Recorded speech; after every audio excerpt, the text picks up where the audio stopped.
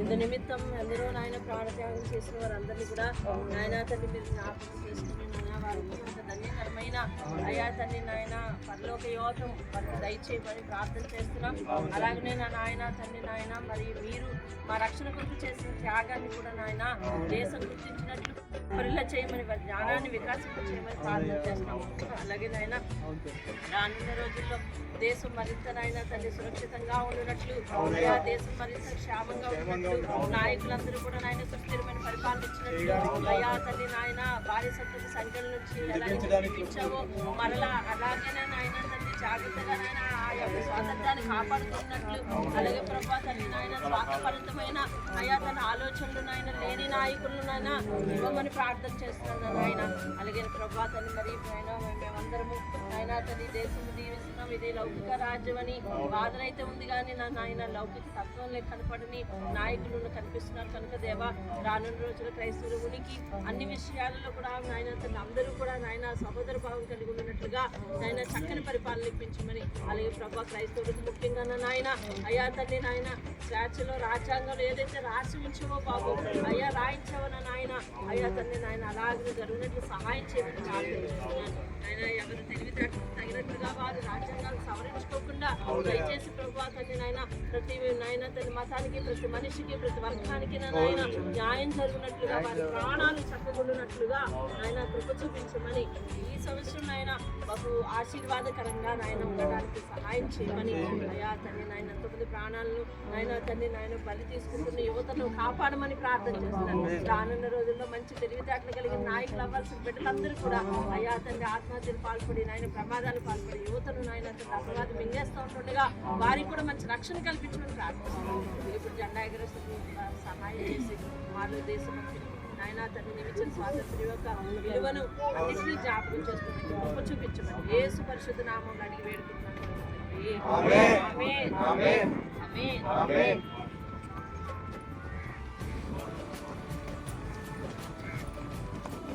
గలతీయులకు రాసిన పత్రిక 5వ అధ్యాయం 1వ వచనం చదవండి.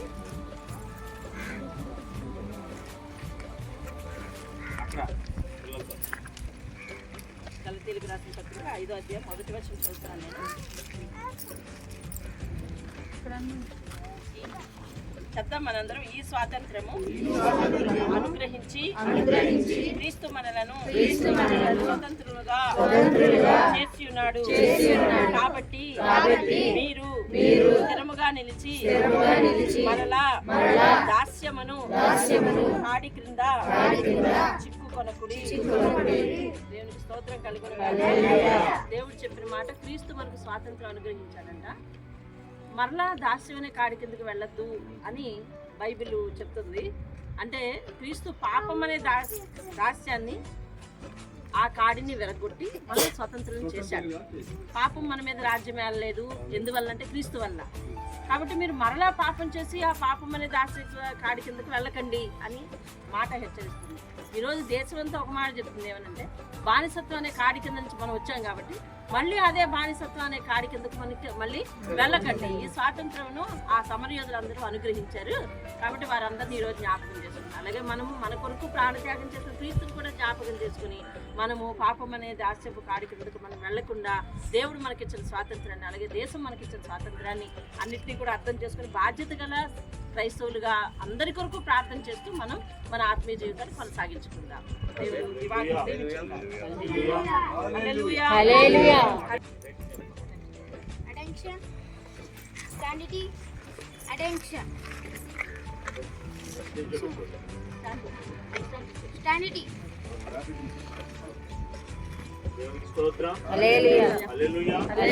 మరి మనకి భారతదేశానికి స్వాతంత్రం అనుగ్రహించి 80 సంవత్సరాలు పూర్తి చేసుకుంటున్న సందర్భంలో 80 సంవత్సరాలు మరి మనం సాధించుకున్నాం. 80 సంవత్సరాలు అంటే గడిచిపోతుంది, కానీ భారతదేశ చరిత్రలో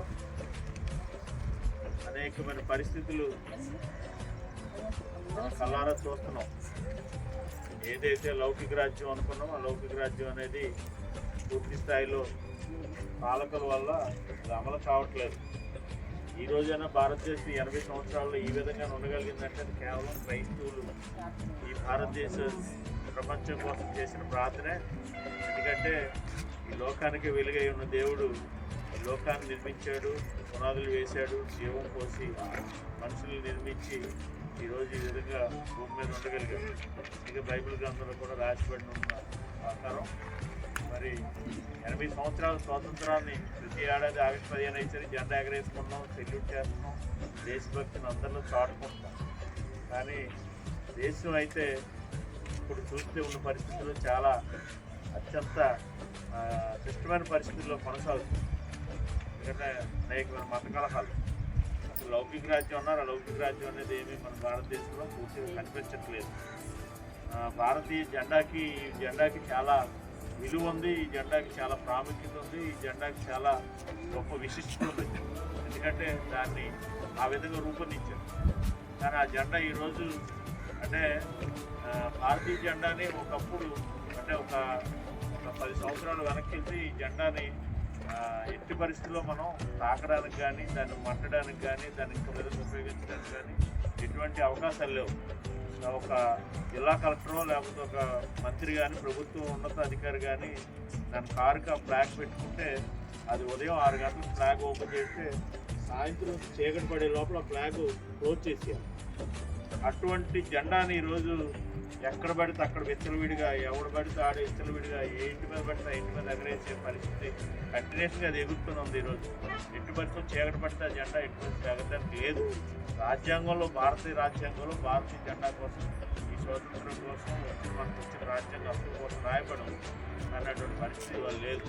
ఎక్కడ పడితే అక్కడ పూర్తిగా ఎగరేసుకోవచ్చని చెప్పించారు. చేత ఆ జెండా విలువలు అనేది పోయేప్పుడు భారతదేశ విలువలు ఎలాగా పోయేది. అది భారతీయ మన స్వాతంత్రం కలిగించిన 3 రంగుల జెండా కూడా విలువ లేని పరిస్థితి అయిపోయింది. ఏదైనా ఈ భారతదేశం కోసం స్వాతంత్రం అనుగ్రహించిన 80 సంవత్సరాలు పూర్తవుతున్న సందర్భంలో మనం మాత్రం ఈ ప్రపంచం అంతా ఏసే రాజ్యంగా రావడం కోసం, ఏసే రాజ్యం ఉంటేనే తనకు తాను తగ్గించుకుంటాడు, బ్రతుకుతాడు, అదేవిధంగా ఎదుటివాడిని ప్రేమిస్తాడు, ఎదుటివాడి కోసం దూషించడు. ఇవన్నీ ప్రతి మాట కూడా బైబిల్లో రాయబడి ఉన్న ప్రకారం భారతదేశం ఆ విధంగా ఉంటుందని ఆశతో, ప్రపంచం ఉంటుందని ఆశతో మనం ప్రార్థన చేయడం తప్ప మనకుండే స్వాతంత్రం, మనకుండే హక్కు, మనకుండే అవకాశం, మనకుండే ధన్యత అంతా ప్రార్థనే. మనం ప్రార్థన చేయడం, ఈ భారతదేశం ప్రపంచం కోసం క్షేమంగా ఉండాలని మనం ప్రార్థన చేయాలి. ఆ ప్రార్థనలో మనం ప్రతి ఒక్కరిని గుర్తు చేసుకోవాలి. ప్రతి జనం కూడా మనం నివసిస్తున్న ప్రాంతం, మనం ఉంటున్న ప్రదేశం, మనం వ్యవహరిస్తున్న జిల్లాలు, మండలాలు, రాష్ట్రం, దేశం, ప్రపంచం అంతటి కోసం మనం ప్రార్థన చేయాలి. ప్రపంచం కోసం ఎందుకంటే ప్రార్థన చేయాలంటే ప్రపంచాన్ని నిర్మించినోడు మన యేసయ్య కాబట్టి, యేసయ్య తన అమూల్యమైన చేతులతో మనం ఈ ప్రపంచాన్ని కలుగు చేశారు కాబట్టి మనకి బాధ్యత ఏంటంటే ప్రార్థనే. చేత ప్రతి ఒక్కరి కోసం మనం ప్రార్థన చేయాలి. మరి ఇప్పుడు జెండా 80 సంవత్సరాలు జాతీయ పతాకాన్ని పూర్తి చేసుకుంటున్న సందర్భంగా మనం జాతీయ పతాకాన్ని ఎగరవేసి మనం దేవుడిచ్చిన ఈ స్వాతంత్రాన్ని మనం చాటుకుందాం. మన చర్చిలో మనం ప్రారంభించిన దగ్గర నుంచి కూడా ఈ జాతీయ పతాకాన్ని ఎగరేస్తున్నాం మన సంఘస్థులుగా. మన సంఘ పెద్ద జాషువా గారు ఈ జాతీయ పతాకాన్ని, ఆయనకి ఇప్పుడు 83 సంవత్సరాలు అంతేనండి, 82 సంవత్సరాలు.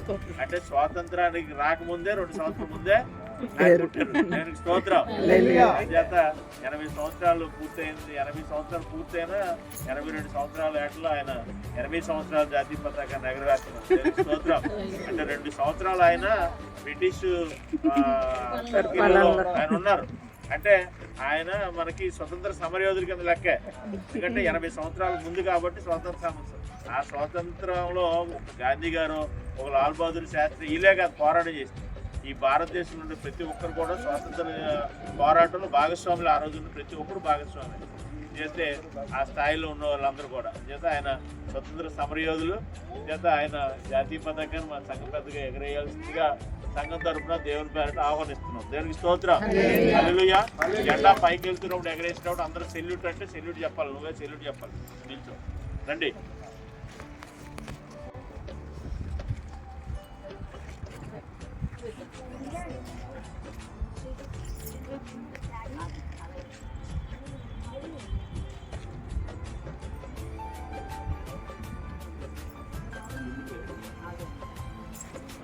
చూడు ఉన్నాయి.